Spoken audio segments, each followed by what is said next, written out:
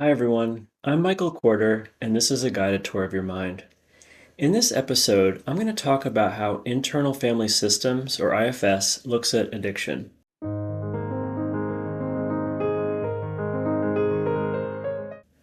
IFS has some really unique ways of working with addiction that you're not going to hear about from standard treatments. If you've watched some of my other videos or you know about IFS, you know that IFS works with different parts of a person. If you don't have this background, please check out some of my previous videos about it.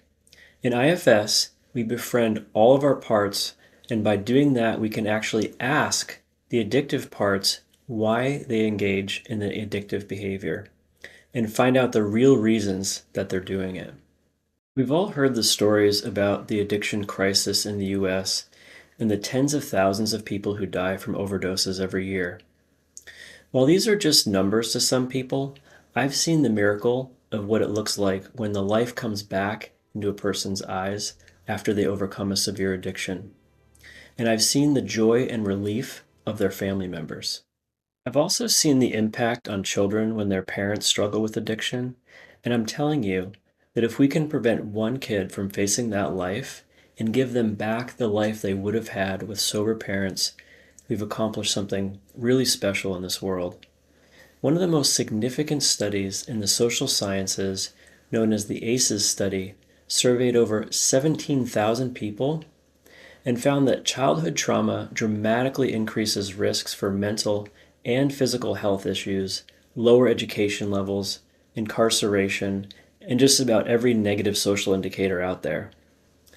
As a social worker, I've seen that most abuse and trauma happens in homes with drug or alcohol abuse. Of course, these same kids are more likely to have problems with addiction themselves later on, and that's why preventing these cases is so critical. If AA or other forms of treatment haven't worked for you or your loved ones, I want you to know that IFS has a unique and effective way to work with addiction that you probably haven't come across before. How does IFS work with addiction? In this video, I'm going to explain some key internal dynamics that drive and maintain addiction and how to reverse addictive cycles. A lot of what I'm going to present to you comes from the founder and creator of IFS, Dr. Richard Schwartz and Cece Sykes, who pioneered a lot of how we use IFS to treat addiction. Again, if you don't know how our psychological parts work by blending with us or sometimes even taking over completely, check out the video I made about the Self&Parts. In that video, I explained all about the inner physics of this. IFS describes different categories of parts that all play a role in an addictive cycle. We have exiles or vulnerable parts that are the most childlike and the most easily wounded or burdened by traumatic events or problems in important relationships. We have parts that try to protect our vulnerable parts or calm our emotions when they get triggered. And we all have the self, which is our soul or the essence of who we really are. The important thing about the self in this case is that it can bond with and heal the other parts.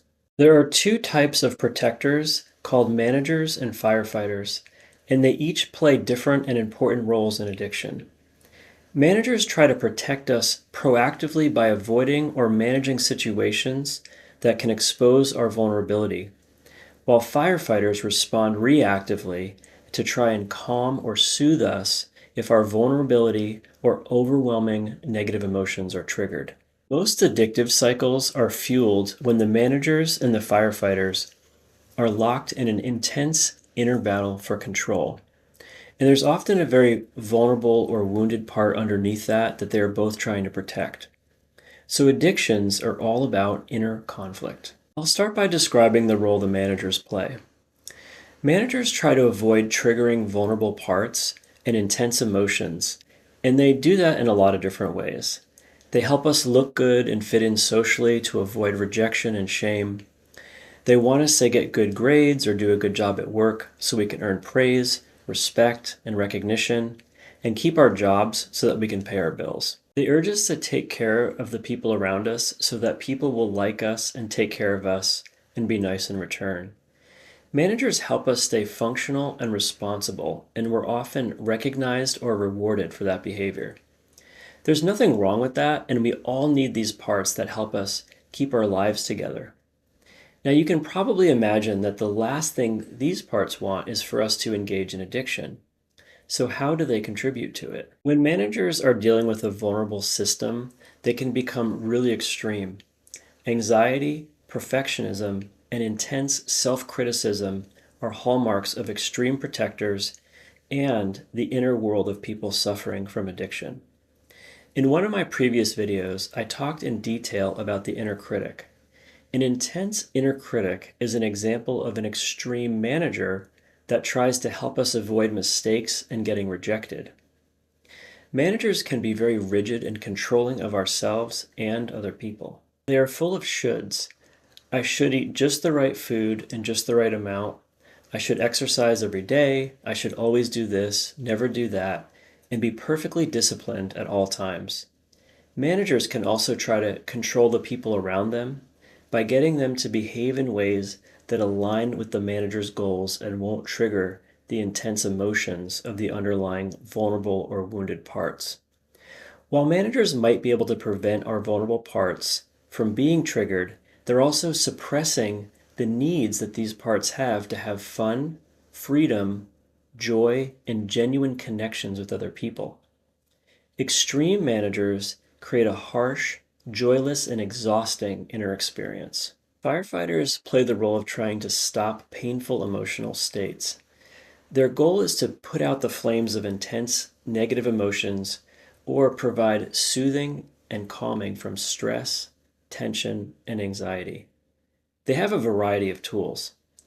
In healthier systems, these are the parts that get us to relax, enjoy, take it easy, eat things that are tasty or comforting, get good sleep and rest, and generally want us to feel good. Firefighters can be thought of as soothers of the inner system or parts that engage in self-care. When that doesn't work, they escalate. They can shut down, numb, or disassociate us from our emotions. They can have us zone out and watch videos or scroll social media. They use binge eating, compulsive video game playing, or drugs and alcohol. Firefighters are less concerned about the long-term consequences of their actions, so they're impulsive and will use whatever they can to stop the pain. So these impulsive firefighters are usually the parts that take over and engage in the addictive behavior. When I say take over, I mean that these parts can blend with the self and influence how we think and feel. If you stop to think about it, you might be able to recognize times when this has happened to you. Think about when you lose your temper or get really nervous at a test or when you're around a certain person. Can you just tell those feelings to stop and they go away? It's not that easy.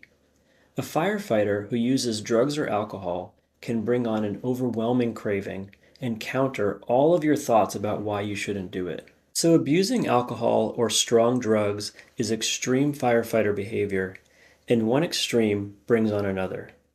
After an addictive episode, managers step back in and work extra hard to make sure it doesn't happen again.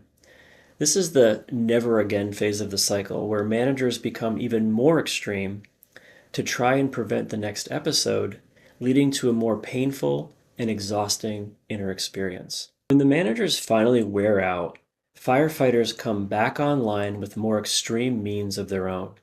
Strong drugs will knock out the managers so the other parts can get a break from the criticism and stress the managers are causing. Some people can get and stay sober by controlling their behavior and impulses or changing their environment.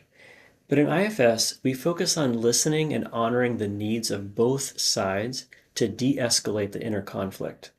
So how can we help these parts give up their extreme roles and bring the system back into balance? It requires the leadership of another part I talked about earlier, the self. The managers and firefighters are locked in an inner battle for control, and only the self can de-escalate them and bring them into balance. In order to find our self, we have to unblend from our other parts to bring out this special part of us that can bond with and heal the other parts. If you want to get the details on how to do this, you can watch the video I made about the self and how to bring it out and find it. I'm going to give you an overview of the steps that IFS would use to treat the addiction. You might be able to do some of them on your own, but there are going to be parts of it where you will need professional help. First, you have to unblend the self from the other parts. The self is calm and patient, and it's willing to listen and understand the other parts. The self needs to befriend and build trust with the various protectors, both the managers and the firefighters, without favoring one side or the other. You have to find and appreciate the positive aspects of what both sides are trying to help you with.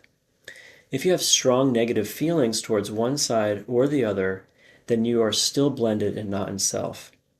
This may not be intuitive or easy to do, and it may take some work on its own. So watch my video about that carefully if it's hard to unblend. The biggest inclination you'll need to avoid is to side with the managers. Everyone has a tendency to side with the managers because they are the parts that urge us to be functional and stop the addictive behavior. Your friends, family, drug and alcohol counselors, therapists, and even you are likely to favor the managers. It's not wrong to want to stop the addiction, but it's also not likely to work long-term without getting better cooperation from the firefighters and appreciating their role. The managers also need to become less critical and extreme. When people use manager behavior to stay sober, it can work for a while, or the addictive behavior can shift over into something else, or they set themselves up for severe relapse once they can't hold on anymore. Remember that firefighters want a break.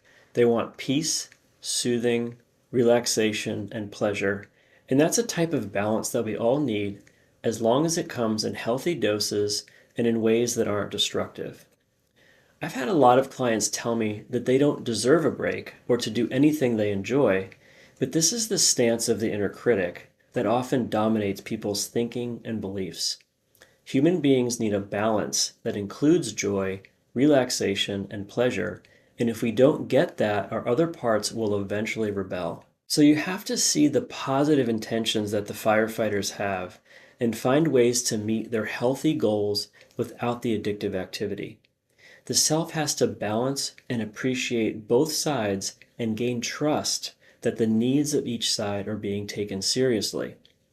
This is the part that you may be able to make some progress on your own without professional help. An even bigger shift happens when the self can connect with and heal the vulnerable, wounded parts. That probably needs to be done with a professional, but I'll explain it to you so that you can understand what the steps look like.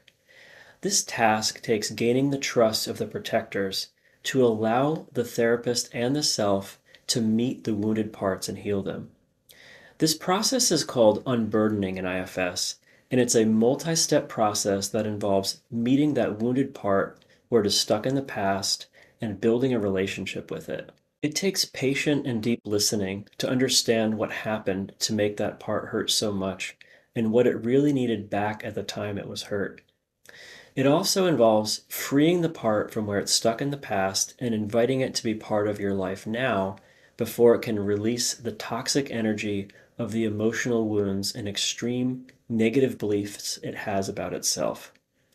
These parts often feel worthless and hopeless and carry immense burdens of shame. Once the wounded part or parts are healed and redeemed, the managers and firefighters don't need to work so hard and use such extreme measures because they usually do that to protect an underlying wounded part. So that is basically the process that IFS would use to break the addictive cycle. There are two really important contributions that I'll highlight that make IFS different from standard ways of treating addiction. One is that if you only side with managers and try and stop the addictive behavior, you are ignoring the legitimate and healthy needs the firefighters have, and they will continue to undermine that with extreme and destructive behavior. The second one is the role of the underlying emotional wounds. Most methods of addiction treatment don't have a sound and effective method for healing those wounds the way IFS does, and it's a lot easier to de-escalate the internal conflict once the toxic burdens are removed. In future videos, I would love to share people's stories about how they became sober and stayed that way. Like I said earlier, it is such a miracle to hear these stories. If you have an inspiring story about overcoming addiction that you're willing to share with the public, send me a message. I would love to interview some people about that.